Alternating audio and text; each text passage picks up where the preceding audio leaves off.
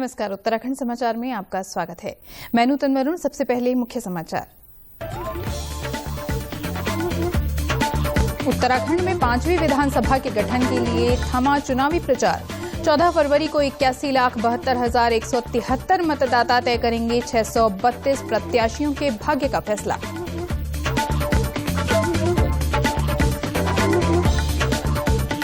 प्रचार के अंतिम दिन पहाड़ से लेकर मैदान तक राजनीतिक दलों के स्टार प्रचारकों ने एक दूसरे पर साधा निशाना। प्रधानमंत्री, रक्षा मंत्री और प्रियंका गांधी ने जनता को संबोधित कर प्रत्याशियों के पक्ष में की वोट करने की अपील। मुख्यमंत्री पुष्कर सिंह धामी का बड़ा ऐलान। राज्य में बीजेपी सरकार बनने पर प्रदेश में यूनिफॉर्म सिविल कोड लागू किया जाएगा।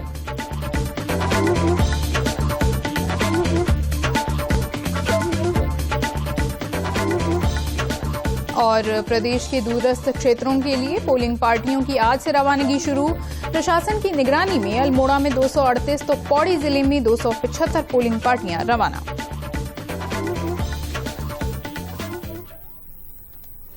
और अब समाचार विस्तार से। उत्तराखंड में 14 फरवरी को 5वीं विधानसभा के गठन के लिए 70 विधानसभा क्षेत्रों में चुनाव प्रचार आज थम गया। आपको बता दें कि उत्तराखंड विधानसभा चुनाव में इस बार 70 विधानसभा सीटों पर 632 प्रत्याशी मैदान में हैं। इनमें 570 पुरुष और 62 महिला प्रत्याशी हैं। प्रदेश में 81,72,173 मतदाता हैं, जिनमें 82,38,890 पुरुष मतदाता हैं, 39,32,995 महिला मतदाता हैं और 288 ट्रांसजेंडर मतदाता शामिल हैं। 14 फरवरी को होने वाले मतदान के लिए प्रदेश में कुल 11,647 मतदान केंद्र बनाए गए हैं। प्रचार के आखिरी दिन आज तमाम सियासी दलों के स्टार प्रचारकों ने जनता को संबोधित करते हुए अपने दल के प्रत्याशियों के लिए वोट करने की अपील की।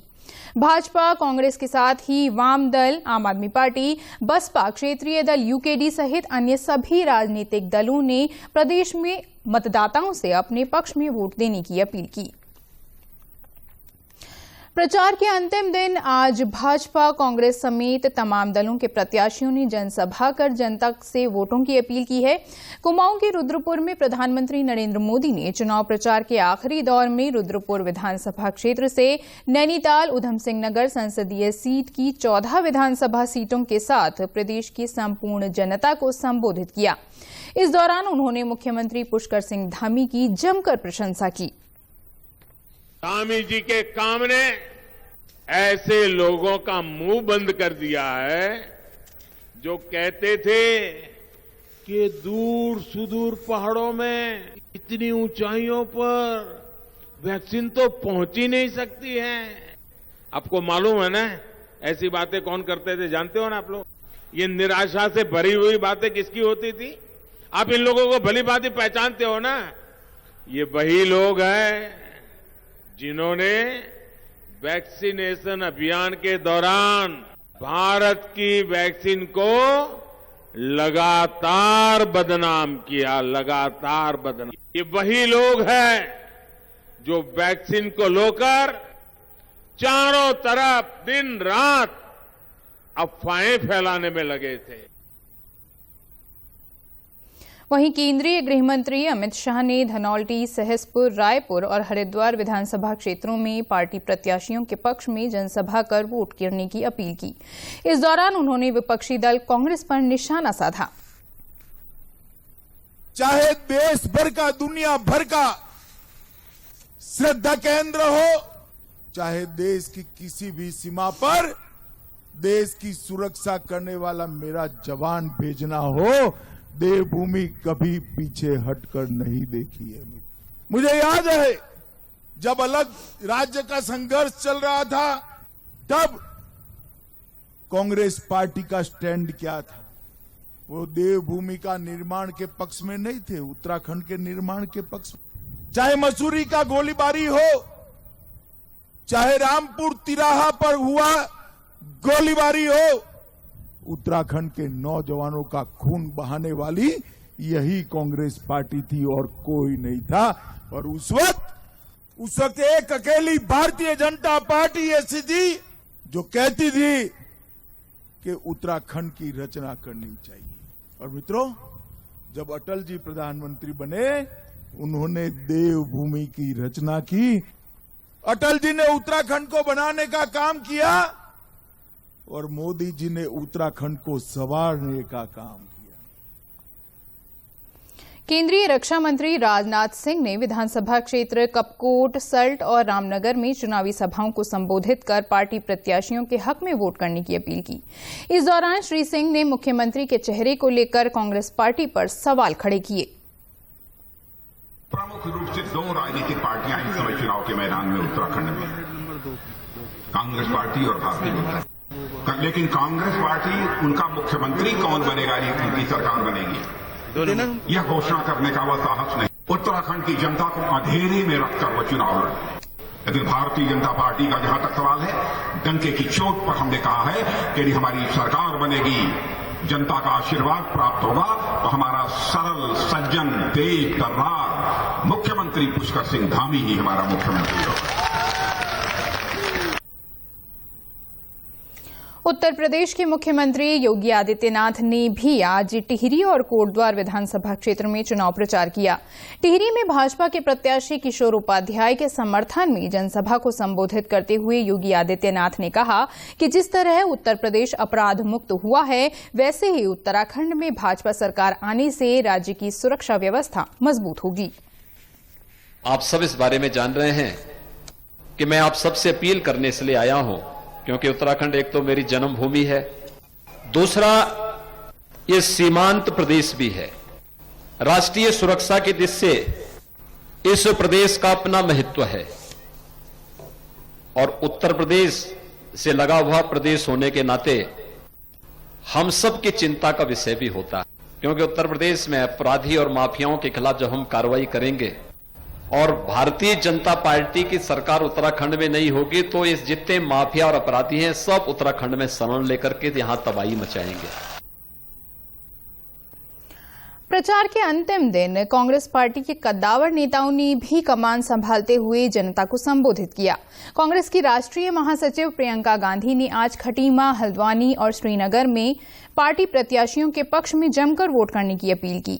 इसके अलावा प्रियंका गांधी ने केंद्र सरकार पर निशाना साधते हुए कहा कि केंद्र सरकार केवल 2 उद्योगपतियों की सरकार बनकर रह गई है। सरकार कर क्या रही है? यहाँ प्रदेश की सरकार, केंद्र की सरकार, दोनों सरकारें हैं। डबल इंजन बताया था आपको, डबल इंजन की सरकार है, बड़ी तेजी से, बहुत रफ्तार से विकास आएगा। क्या आया? क्या आया? कुछ नहीं आया। जबकि सब कुछ आ सकता था। तो गड़बड़ है ना कुछ? क्या गड़बड़ है? गड़बड़ ये है कि सरकार की नीयत खोटी है। सरकार की नीतियां इस प्रदेश के वासियों के लिए नहीं बन रही हैं। अगर सरकार की नीतियां आपके लिए बनती तो इतने मौके बनते पर्यटन के लिए, आपके व्यापार के लिए इतने मौके बनते, इतने रोजगार बनते, खाली पद भरे जाते। नियत ही नहीं थी ना। नियत क्या थी और क्या है? नियत यही है, जो बड़े बड़े उद्योगपति हैं, चाहे वो प्रधानमंत्री जी के मित्र हो, चाहे मुख्यमंत्री जी के मित्र, बड़े बड़े उद्योगपतियों के लिए, अमीरों के लिए चल रही हैं ये सरकारें। इन सरकारों में गरीबों की कोई सुनवाई नहीं है, किसानों की कोई सुनवाई नहीं। इसीलिए महंगाई बढ़ती चली जा रही है, इसीलिए आप रोजी रोटी कमा नहीं पा रहे हैं। लेकिन उनके उद्योगपति मित्र हर रोज हजारों करोड़ रुपए कमा रहे हैं। किसान कानून क्या थे आखिर? किसान कानून यही थे कि मेहनत करेगा किसान, खून बहाएगा किसान, पसीना बहाएगा किसान, फायदा होगा उद्योगपतियों का, किसान का फायदा नहीं होगा। इस दौरान कांग्रेस के वरिष्ठ नेता हरीश रावत ने भी पार्टी का प्रचार किया और सत्ताधारी दल भाजपा पर कई गंभीर सवाल खड़े किए। बहनों और भाइयों, इस समय उत्तराखंड में भाजपा बनाम उत्तराखंड की जनता संघर्ष है। इस समय जनता, उत्तराखंड के भाई बहन पिछले 5 साल में जो कुछ उन्होंने झेला है, जिस तरीके उनके आत्म स्वाभिमान को रौंदा गया है, जिस प्रकार से उनके विकास को रोका गया है, लोक कल्याण की योजनाओं को चुन चुन करके बंद किया गया है, हर घर में एक बेरोजगार को तड़पने के लिए छोड़ दिया गया है। कोरोना काल में कितने हमने अपने करीबी लोगों को खो दिया। कहां थी कोरोना काल में सरकार? वर्तमान सरकार ने स्वास्थ्य व्यवस्था को चौपट कर दिया है, शिक्षा व्यवस्था को ध्वस्त कर दिया है। आज महंगाई से पीड़ित उत्तराखंडी, हम उपभोक्ता राज्य हैं, हमको हर चीज ज्यादा महंगे दामों पे खरीदनी पड़ती है। कोई हमारे दर्द को तो समझे। आपने हमारा दर्द समझा, कांग्रेस ने आप सबका दर्द समझा, और इसीलिए जो हमारा घोषणा पत्र है उत्तराखंड के घावों पर लगे, जो उत्तराखंड के शरीर पर घाव लगे हैं उन पर मरहम का काम कर रहा है, मरहम का काम कर रहा है। दिल्ली के उप मुख्यमंत्री मनीष सिसोदिया ने आज देहरादून पार्टी कार्यालय से प्रेस वार्ता की। इस दौरान उन्होंने भाजपा और कांग्रेस दोनों दलों पर जमकर निशाना साधा। उन्होंने कहा कि लगातार दोनों पार्टियां सत्ता में रही हैं, लेकिन उन्होंने उत्तराखंड के विकास में कोई काम नहीं किया है। उन्होंने कहा कि अगर आम आदमी पार्टी उत्तराखंड में अपनी सरकार बनाती है तो वो है अपनी 10 महत्वपूर्ण घोषणाओं को पूरा करेगी। हर जगह लोग एक बात दोहरा रहे हैं कि हमने दिल्ली में अरविंद केजरीवाल जी के काम के बारे में सुना है, इसलिए आम आदमी पार्टी को मौका देके देखना चाहते हैं। हमने 10 साल कांग्रेस को मौका देके देख लिया, 10 साल बीजेपी को मौका देके देख लिया, अब की बार हम आम आदमी पार्टी को मौका देके देखना चाहते हैं। तो जिस तरह का चुनाव का माहौल मैं देख रहा हूं, मैं समझता हूं लगभग 2013 में यही स्थिति दिल्ली में होती थी। कांग्रेस और बीजेपी वहां पे जमी हुई पार्टियां थीं लंबे समय से, और अंदर खाने जनता ने मन बना लिया था कि आम आदमी पार्टी को लेकर आना है। मुख्यमंत्री पुष्कर सिंह धामी ने बड़ा ऐलान करते हुए कहा है कि उत्तराखंड की सांस्कृतिक आध्यात्मिक विरासत की रक्षा के लिए भाजपा सरकार अपने शपथ ग्रहण समारोह के तुरंत बाद एक कमेटी गठित कर यूनिफॉर्म सिविल कोड का ड्राफ्ट तैयार करेगी, जिससे सभी नागरिकों के लिए समान कानून बनेगा, चाहे वो किसी भी धर्म में विश्वास रखते हों।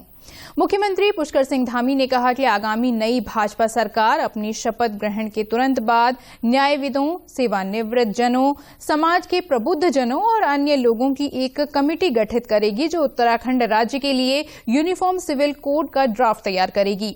मुख्यमंत्री ने कहा कि यूनिफॉर्म सिविल कोड संविधान निर्माताओं के सपनों को पूरा करने की दिशा में एक प्रभावी कदम होगा। सरकार अपने शपथ ग्रहण के तुरंत बाद न्यायविदों, सेवानिवृत्त जनों, समाज के प्रबुद्ध जनों और अन्य स्टेक होल्डरों की एक कमेटी गठित करेगी, जो कि उत्तराखंड राज्य के लिए यूनिफॉर्म सिविल कोड का ड्राफ्ट तैयार करेगी। इस यूनिफॉर्म सिविल कोड का दायरा विवाह, तलाक, जमीन जायदाद और उत्तराधिकार जैसे विषयों पर सभी नागरिकों के लिए समान कानून, चाहे वो किसी भी धर्म में विश्वास रखते हों, होगा। ये यूनिफॉर्म सिविल कोड संविधान निर्माताओं के सपनों को पूरा करने की दिशा में एक अहम कदम होगा। मुख्यमंत्री के इस बयान के बाद प्रदेश में राजनीतिक हलचल बढ़ गई है। भाजपा जहां इस निर्णय को ऐतिहासिक बता रही है, तो वहीं कांग्रेस इस पर सवाल खड़े कर रही है। ये न बहुसंख्यकों का तुष्टीकरण हो, न अल्पसंख्यकों का तुष्टीकरण हो, न किसी जाति विशेष का तुष्टीकरण हो। इसलिए सभी के लिए वो जनता है, वो सम्मानित जनता है, माननीय लोग हैं, हमारे लिए वो सर्वोपरि हैं। 1 करोड़ 10 लाख की आबादी वाले उत्तराखंड में सबके लिए एक ही कानून हो, एक ही विधान हो, एक ही नियम हो, इसीलिए यूनिफॉर्म सिविल कोड यहाँ लागू होता है। भारतीय जनता पार्टी को ऐसे विषयों की याद चुनाव के वक्त ही क्यों आती है? देखिए, प्रदेश में कोई काम नहीं किया, बोलने के लिए कुछ नहीं है। बेरोजगारी में साहब आप कुछ नहीं बोलोगे, महंगाई में आप बात नहीं करोगे, पलायन पर आपकी कोई नीति नहीं है, आपने कुछ नहीं किया। 5 साल की आपकी सरकार समय पूरा कर रही है। आप भारतीय जनता पार्टी का 2017 का दृष्टि पत्र उठा के देखिए, पहला बिंदु है ये कहते कुछ है, करते कुछ है। इनका काम है लोगों की भावनाओं को भड़काना, भावनाओं का दोहन करना, और जिस बात पे आज बहस होनी चाहिए उसमें नहीं हो रहे। प्रदेश में 14 फरवरी को विधानसभा चुनाव होना है। ऐसे में राज्य भर के दूरस्थ क्षेत्रों के लिए पोलिंग पार्टियों को रवाना किया जा रहा है। इसी कड़ी में अल्मोड़ा जनपद के 5 विधानसभा क्षेत्रों के दूरस्थ मतदान केंद्रों के लिए पोलिंग पार्टियों को रवाना किया गया। जिला निर्वाचन अधिकारी वंदना सिंह ने बताया कि द्वाराहाट विधानसभा को छोड़कर 238 पोलिंग पार्टियां दूरस्थ मतदान केंद्रों के लिए रवाना हो गई हैं। आज से हमारा अल्मोड़ा जनपद के सभी विधानसभाओं में शुरू हो गया है। जो पार्टियां 2 दिन पहले मूव करनी थी द्वाराहाट विधानसभा को छोड़कर अन्य 5 विधानसभाओं में, आज कुल मिलाकर 238 पार्टी हमारी पोलिंग बूथों पर पहुंच जाएंगी। सुबह से ही सब लोग आने शुरू हो गए थे, तो आज हम लोग ये प्रयास कर रहे हैं जितना जल्दी वो अपने अपने दूरस्थ क्षेत्र के बूथ हैं उनमें पहुंच जाएं। जो भी पर्याप्त व्यवस्थाएं हैं जो पोलिंग पार्टी है उनकी सुविधा के लिए वो यहाँ पर अरेंज कराई गई है। अल्मोड़ा के वरिष्ठ पुलिस अधीक्षक डॉक्टर मंजूनाथ टीसी ने बताया कि मतदान को शांतिपूर्ण और सुरक्षित संपन्न कराने के लिए सीआरपीएफ, पीएसी, होमगार्ड, पीआरडी और एसएसबी के अलावा पुलिस फोर्स भी लगाई गई है। और सीआरपीएफ, पीएसी, होमगार्ड्स, पीआरडी और बाहर के होमगार्ड्स भी लगे हुए हैं। तो वो सब पोलिंग पार्टी से आज रवानगी हो रहा है। कई सारे जगह पे बाहर यूपी से होमगार्ड्स आना है हमको, वो देर रात मतलब अर्ली मॉर्निंग पहुंचे हुए हैं। वो भी पहुंच के अभी पोलिंग पार्टीज दोनों जगह से रवानगी हो रही है। उधर पौड़ी जिले के 6 विधानसभा क्षेत्रों के दूरस्थ मतदान केंद्रों के लिए आज 275 पोलिंग पार्टियां रवाना हुई। जिले में पौड़ी और कोटद्वार 2 जगहों से पोलिंग पार्टियों को रवाना किया गया। पौड़ी से पौड़ी, श्रीनगर और चौबट्टा खाल विधानसभा क्षेत्र के लिए मतदान कर्मियों ने ईवीएम मशीन लेकर प्रस्थान किया, जबकि कोटद्वार से कोटद्वार, लैंसडाउन और यमकेश्वर विधानसभा क्षेत्र के लिए पोलिंग पार्टियां भेजी गईं। जिला निर्वाचन अधिकारी डॉक्टर विजय कुमार जोगदंडे की निगरानी में पोलिंग पार्टियां रवाना हुई। हमारे जनपद की 6 विधानसभाओं की कुल मिलाकर 275 पोलिंग पार्टी आज रवाना हो रही है।